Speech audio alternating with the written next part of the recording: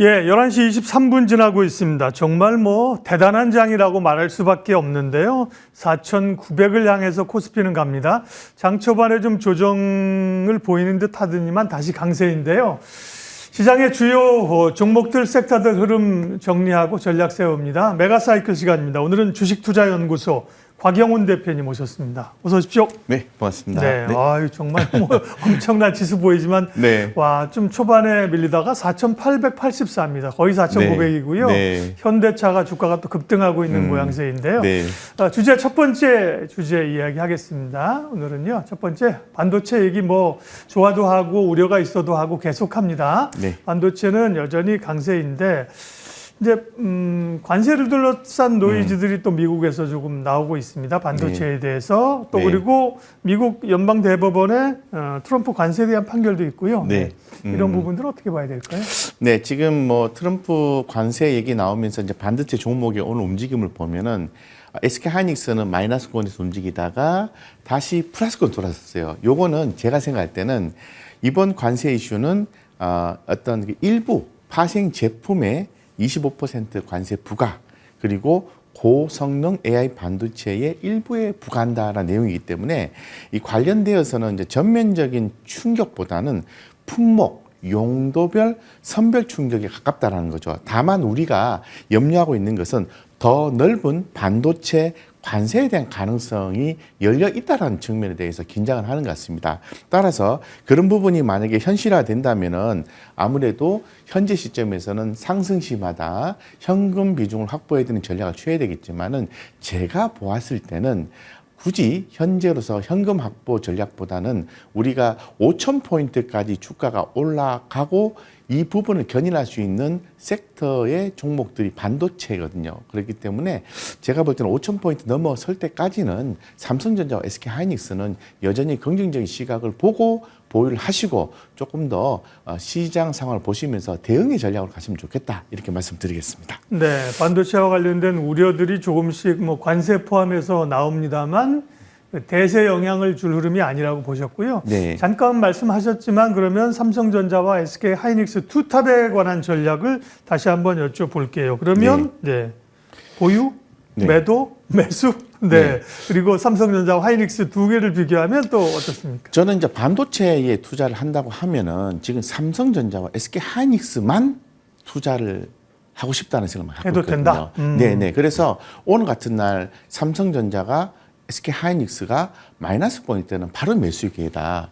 다만 제가 생각하는 것은 반도체 섹터의 종목들이 많이 오른 게 사실입니다. 사실이고 이제 조금 너무 많이 오른 것이 아닌가라는 시장의 경계감이 있기 때문에 좀 트레이딩 관점으로 좀 대응을 하시거나 아니면은 좀 올라가다가 흐름이 조금 약했을 때는 비중을 조금씩 줄여가는 전략이 맞는 거죠.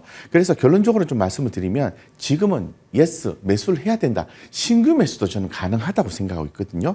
예, 그렇기 때문에 2차 메모리까지 어떤 그 부분에서 관세에 대한 이슈가 크게 부각되기 전까지는 지금 삼성전자나 SK 하이닉스는 매수의 기회다 이렇게 말씀을 좀 드리고 싶습니다. 다만 이제 체크 포인트는 이 추가로 어떤 그 향후에 메모리 부분을 추가로 포함이 더 되는지 이런 부분이라든가 한미 협상에서 어떤 내용들이 나오는지 그리고 이 고객사에 대한 엔비디아나 AMD에 대한 이 가격 전가 여부 이런 것들을 좀 면밀히 보시면서 해야 되는데요. 어쨌건 지금으로서는 매수다 이렇게 말씀을 드리겠습니다. 네, 사실은 삼성전자나 하이닉스를 가지고 최근에 손실 본 분들은 거의 없을 거예요. 문제는 빨리 판 분들이 속상한 건데요. 그런 점에서는 굳이 빨리 덜할 필요가 없다는 말씀이신 것 같고 보유자들은 매수자들이 고민인데 매수자들 입장에서도 사도 괜찮은 시점입니다. 다만 이제 지금 매수하는 분들은 이제 장기적인 관점으로 가는 것보다는 트레이딩 관점으로 대응해줘야 된다는 거죠. 네, 그렇습니다. 네. 예. 그래도 이제 트레이딩 관점으로 뭐 삼성전자, SK 하이닉스는 뭐 계속 뭐 샀다 팔았다 하는 것보다는 네. 약간 스윙 관점을 보시는 게 맞고요. 밀릴 때 사서. 네네.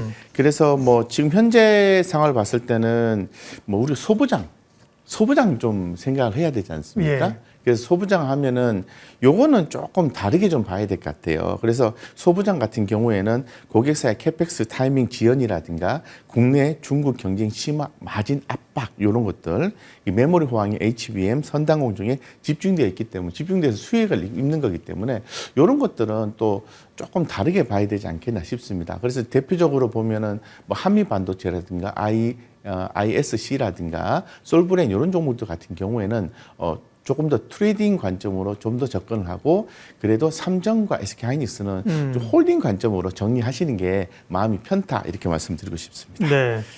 소부장 얘기를 여쭤보려고 하는데 답을 하셨습니다. 기본적으로는 네. 이제 소부장보다는 반도체 투탑에 네. 훨씬 더 안정적인 수익을 준다는 말씀이시고 그죠? 그렇죠. 네. 지금은 삼전, SK하이닉스 두 종목만 투자를 하셔도요.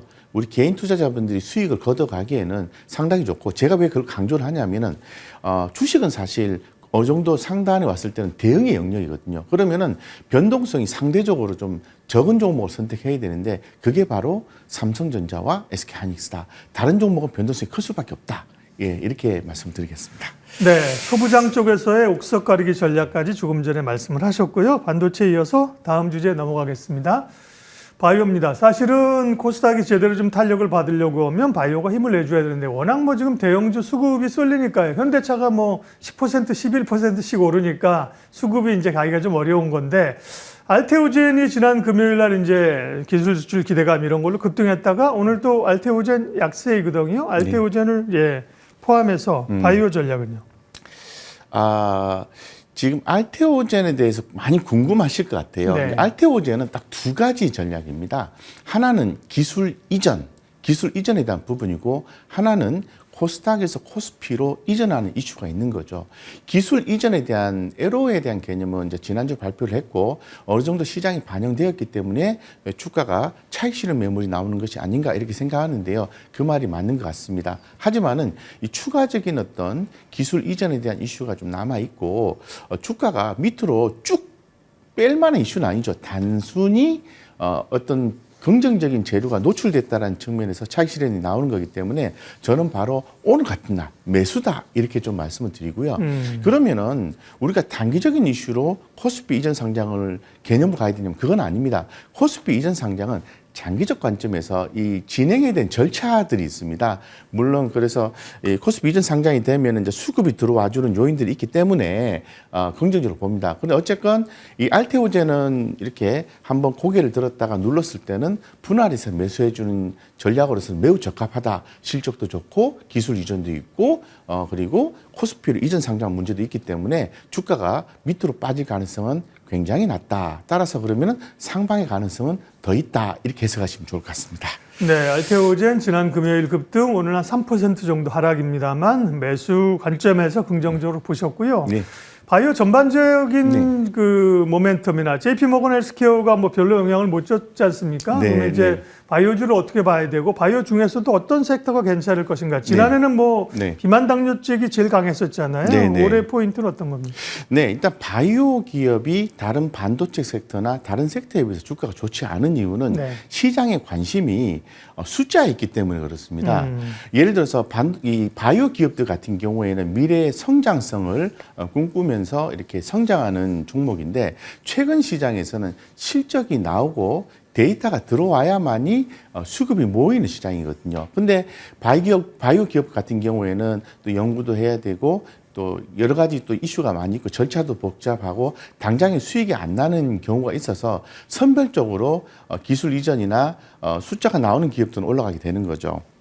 그래서 이 바이오 기업은 좀 길게 투자하는 게 맞아요. 짧게 투자하면은 좀 낭패를 겪을 수 있습니다. 자, 그러면은 우리가 이 기술 수출 플랫폼 기업에 투자할 것이냐, 비만 치료제 관련된 종목에 투자할 것이냐, 아니면 CDMO 쪽에 투자할 것이냐라고 이제 질문을 하게 된다면 가장 안정적인 수익을 창출하는 회사는 CDMO입니다. 예를 들어서 삼성바이오로직스, 리가킴 바이오 이런 기업들이 되는 거죠.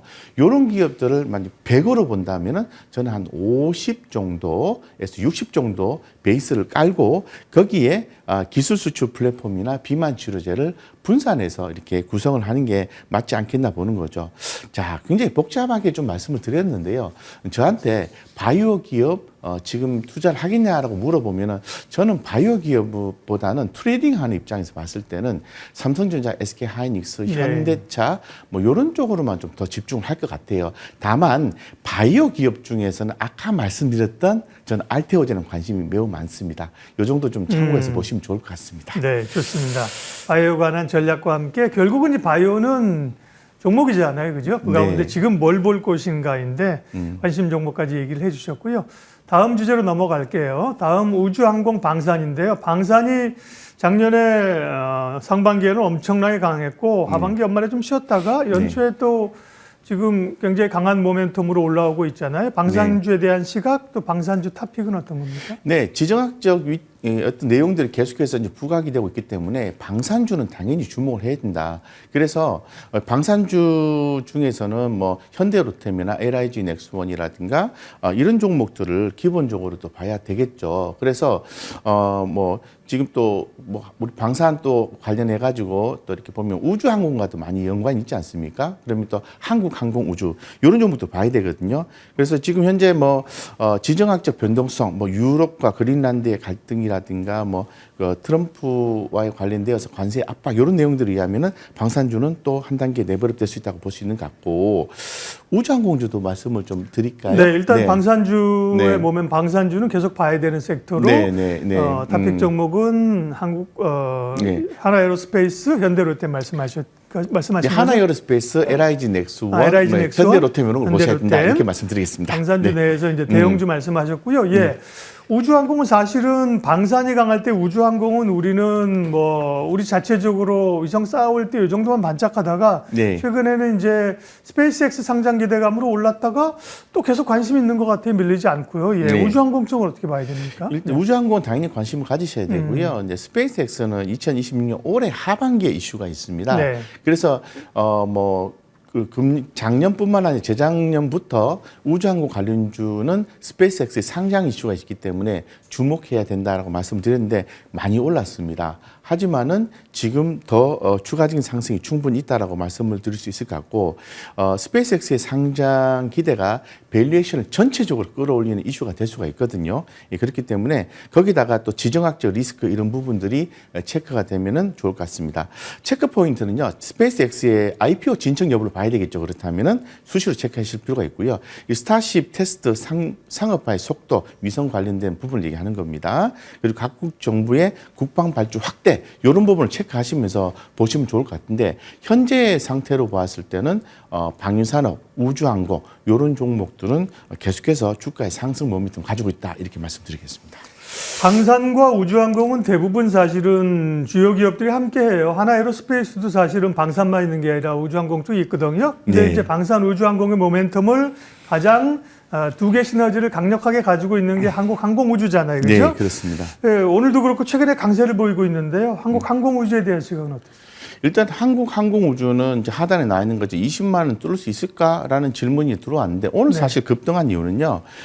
주가가 17만 원까지 21만 원까지 목표가 상향 조정이 나왔기 때문에 좀 더 작용을 하는 것 같습니다. 충분히 좀 가능하다라고 보고 있고요. 그래서 지금 뭐 납품 사이클 완제기 납품이 2026년도부터 약 50대로 플러스로 또 늘어난다는 전망이 현실화되게 되면은 20만 원 부분은 정당화될 수 있을 것 같습니다. 따라서 어떤 실적을 베이스로 해서 이벤트도 좀 많이 있고 방산 수주에 대한 모멘텀도 계속해서 존재하고 있기 때문에 한국항공우주는 20만 원 충분히 돌파할 수 있다 이렇게 말씀드리겠습니다. 네, 한국항공우주 좋게 보셨고요. 네. 방산주는 사실 대형주 중심으로 펼쳐지는데 우주항공 쪽엔 사실은 중소형주도 꽤 있단 말이에요, 그죠? 네, 그런 있습니다. 점에서 봤을 때는 더 탄력적으로 움직이는 중소형들도 많이 있는데 우주항공의 중소형주에 대한 시각은? 저는 세트랙아이가 상당히 좀 좋게 보고 있습니다. 그래서 세트랙아이 좀 좋고요. 그리고 저는 한국항공우주하고 세트랙아이 이제 두 종목을 주로 보고 있거든요. 그것만 보셔도 요즘에 워낙 좋은 종목들이 많으니까 수익 내시는 데는 충분하다 이렇게 말씀드리고 싶습니다. 많이 투자한 데에서 수익이 나는 건 아니거든요. 네. 그래서 두 개만 보셔도 좋을 것 같습니다. K방산 플러스 또 우주항공의 모멘텀이 붙어서 예, 우주항공주들도 잘 갑니다. 네, 세 개 이슈들 살펴봤고요. 마지막으로 우리 곽영훈 대표님 오늘 관심주는 어떤 겁니까? 네, 현대차입니다. 현대차가 과연 오늘도 급등하고 있는데 추가 상승이 가능할까? 저는 충분히 좀 가능하다라고 보고 있습니다. 15%예요. 현대차. 아우야. 네, 그래서 현대차 그런 목표가가 어느 정도까지 좀 존재하고 있는가라고 살펴봐야 네. 되는데 시장에서 제시하는 목표가를 좀 살펴보면은 한 60만 원대까지 최상단을 제시를 하고 있는 것으로 좀 파악을 하고 있습니다. 그래서 한 50에서 60 정도 제시하고 있는데 저는 60만 원도 돌파할 가능성이 높다라고 좀 보고 있고요. 지금 전반적으로 어떤 현대차가 올라가는 이유는 간단합니다. 자동차 전통적인 자동차 사업에서는 수익이 실적이 뒷받침이 되고요. 거기서 이제 플러스 알파가 자율주행이라든가 로보틱스 이런 부분들이거든요. 이런 부분이 좀 더 구체화가 된다면은 업사이드가 더 올라갈 수 있다. 그래서 기대감이 선반영되었다라는 내용도 있습니다만 이런 부분들이 다시 한 번 더 조정이 되면서 밸류에이션에 대한 어떤 기대감은 올라간다라고 보는 거죠. 예, 그래서 지금은 자동차 PER에서 플랫폼 로봇 옵션으로 재평가 구간으로 해석하시면 되겠습니다. 그래서 분할 매수 하시면 좋을 것 같고요.